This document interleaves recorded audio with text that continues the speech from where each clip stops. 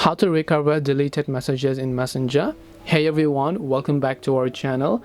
In this video I will guide you on how you can recover your deleted messages on Messenger, so make sure to watch the video till the end. You have Messenger, someone sent you a message, but did they also unsend that messages? So how do you find out those unsent messages? So in order to find this option is only possible for Android devices. So if you're an iOS user, this feature is not going to work. For Android users, we're going to use a feature on our Android smartphone known as notification history. Notification history is a type of feature that will track any sort of notifications that you've received, which means that if your friend sent you a message, you received the notification, but you failed to see the messages, and then they deleted the messages. Well, don't worry, because our notification history has already tracked it. So in order to use this feature, you can open settings and then just go to notifications.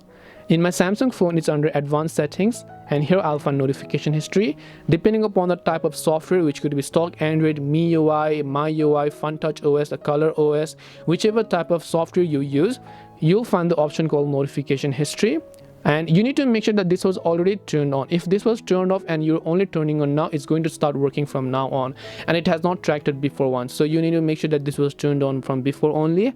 After you do this, you can simply try to see the recent notifications that you received, or you can simply head over to the Instagram section here, and then you'll be able to see a list of notifications you received, Messenger section. And then over here you should be able to see a list of notifications, and even if they unsent it, you should be able to see the messages that they have sent you. So this is the feature that's going to help us do it. So hope this video helped you. If you have got any more questions, then feel free to leave them down. Thank you for watching, and see you in the next video.